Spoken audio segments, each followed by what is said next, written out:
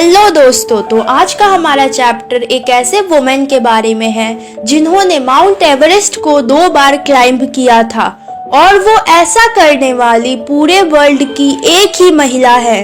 तो फ्रेंड्स, हम बात कर रहे हैं the one and only Santosh Yadav की। तो संतोष जी का जन्म एक ऐसे सोसाइटी में हुआ था जिस टाइम पर पुत्र का जन्म वरदान माना जाता था और लड़कियों का स्वागत नहीं होता था। तो एक बार क्या होता है, एक साधु ने संतोष की माँ को यह सोचकर आशीर्वाद दिया कि वह लड़का चाहती थी, परंतु संतोष की दादी ने उसे कहा कि वे लड़का नहीं चाहते। ये सुनकर जो साधु थे वो थोड़ा सरप्राइज हो जाते हैं, लेकिन वो फिर उन्हें आशीर्वाद दे देते हैं। फिर क्या था, जो नियति को मंजूर था उनका आशीर्वाद काम कर जाता है और संतोष जी का जन्म होता है। तो संतोष जो थी वो अपने परिवार में 6th चाइल्ड थी, यानी 5 भाइयों के बाद उनका जन्म हुआ था। और संतोष जी का जन्म एक छोटे से गांव में हुआ था जिसका नाम था जोनियावास, जो कि हरियाणा के रेवाड़ी डिस्ट्रिक्ट में है, और वो अपने 5 भाइयों की एक बहन है। फिर क्या था, उस लड़की का नाम रखा गया जो कि था संतोष, जिसका अर्थ होता है संतुष्टि, यानी कि सेटिस्फैक्शन, यानी कि कंटेंटमेंट। पर जो संतोष थी वो हमेशा सेटिस्फाइड नहीं रहती थी, उन्हें ट्रेडिशनल वे में जीवन जीना पसंद नहीं था, इसलिए उन्होंने अपने अनुसार अपना जीवन जीना शुरू कर दिया। जहां दूसरी लड़कियां इंडियन ट्रेडिशनल ड्रेसेस पहना करती थी, वहीं वो छोटे कपड़े पहनती थी। अब वो हमसे कहती हैं कि मैं बिगिनिंग से ही एक सही रास्ता चुनने के लिए डिटरमाइंड थी, और वो कहती है कि दूसरों को स्वयं को बदलना था, ना कि उन्हें। संतोष के जो पेरेंट्स थे वो एक अमीर जमींदार थे और वो अपने चिल्ड्रंस को बेस्ट स्कूल में भेजना अफोर्ड कर सकते थे। इवन वो कंट्री के कैपिटल न्यू दिल्ली में भेजना भी अफोर्ड कर सकते थे, परंतु उन्होंने संतोष को गांव के स्कूल में ही भेजा, उस टाइम के कस्टम की वजह से। तो संतोष ने इस सिस्टम के खिलाफ लड़ाई लड़ने की सोची। जब वह 16 साल की थी तो उन्होंने शादी करने से मना कर दिया। उस टाइम पर उनके गांव में सभी लड़कियों की इस एज में शादी कर दी जाती थी। जब उनके पेरेंट्स ने उन पर प्रेशर डाला शादी के लिए, तो उन्होंने उन्हें चेतावनी देते हुए कहा कि अगर उन्हें सही एजुकेशन नहीं मिलेगी तो वह कभी शादी नहीं करेंगी। फिर क्या था, वो अपने घर से चली गई और उन्होंने दिल्ली के एक स्कूल में एडमिशन ले लिया। और जब उनके पेरेंट्स रिफ्यूज कर देते थे उनके एजुकेशन के लिए फीस भरने के लिए, तो वो उन्हें कहा करती थी कि उनके पास दूसरे प्लान्स भी है अपने पैसा जमा करने के लिए। वो पार्ट टाइम जॉब करेंगी ताकि वो अपने स्कूल फीस के लिए पैसा जमा कर सके। तो ये सुनकर उनके पेरेंट्स जो थे वो पैसा देने के लिए मान जाते थे। संतोष के अंदर और पढ़ने की इच्छा थी और इसी इच्छा की वजह से जब उन्होंने हाई स्कूल पास कर लिया तो वो जयपुर में चली गई और उन्होंने वहाँ पर महारानी कॉलेज में एडमिशन लिया और उनको एक रूम मिल गया कस्तूरबा हॉस्टल में। वो हमें बताती है कि उनके हॉस्टल का जो रूम था उसकी खिड़की से एरावली हिल्स दिखाई देती थी, और वो हमें बताती है कि वो विलेजर्स को अपने खिड़की से देखा करती थी जो कि हिल्स पर जाते थे और कुछ टाइम बाद गायब हो जाते थे।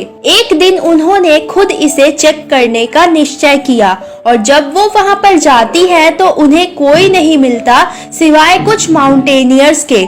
और जब वो उनसे पूछती है कि क्या मैं आपको ज्वाइन कर सकती हूँ, तो वो उन्हें हाँ कहते हैं और वो उन्हें मोटिवेट भी करते हैं क्लाइंबिंग के लिए। फिर क्या था, उसके बाद उन्होंने कभी भी पीछे मुड़कर नहीं देखा।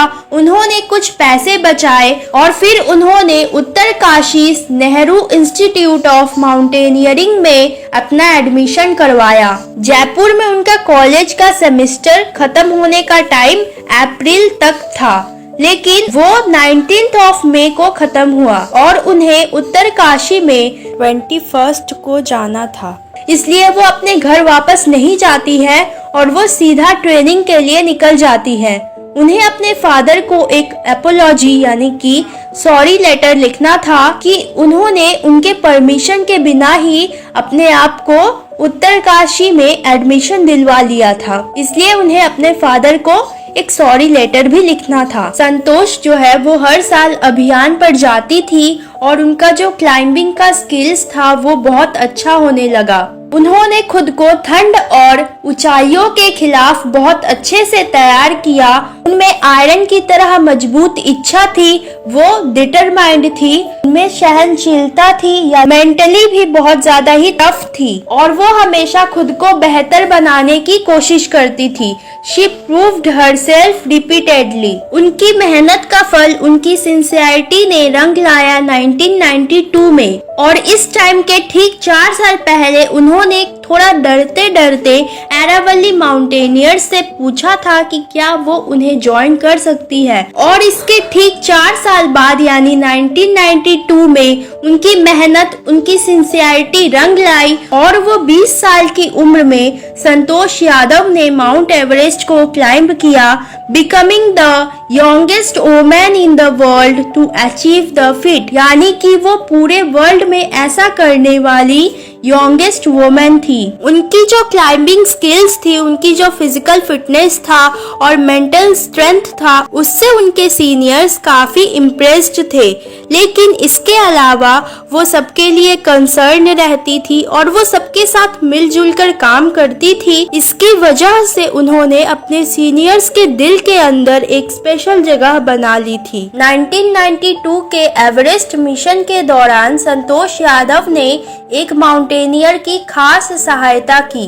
वह साउथ कोल में मरता हुआ पड़ा था।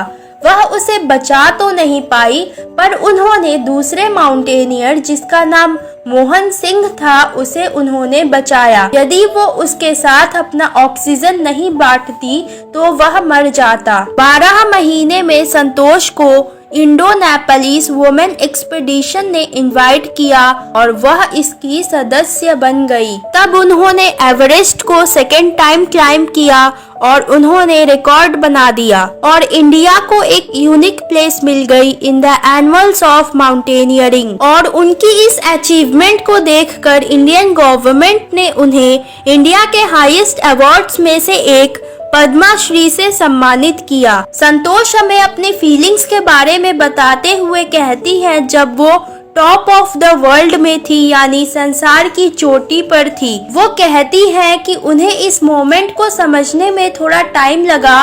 उन्होंने भारत का झंडा वहां पर फहराया और वो कहती है कि वो इसे डिस्क्राइब नहीं कर सकती। उन्होंने संसार की चोटी पर तिरंगा को लहराते हुए देखा और ये उनके लिए एक स्पिरिचुअल मोमेंट था और वो कहती है, I felt proud as an Indian. Santosh ने एज अ एनवायरमेंटलिस्ट भी काम किया है और वो 500 किलोग्राम कचरा हिमालय से लेकर आई। तो फ्रेंड्स, यहाँ पर हमारा चैप्टर खत्म हो जाता है। वैसे आपकी लाइफ में आपका जो रोल मॉडल है, जिसको देखकर आपको इंस्पिरेशन मिलती है या जिसके अचीवमेंट को देखकर आप एडमायर करते हैं, मुझे कमेंट करके जरूर बताना। तो आज के लिए बस इतना ही, मिलते हैं नेक्स्ट वीडियो में।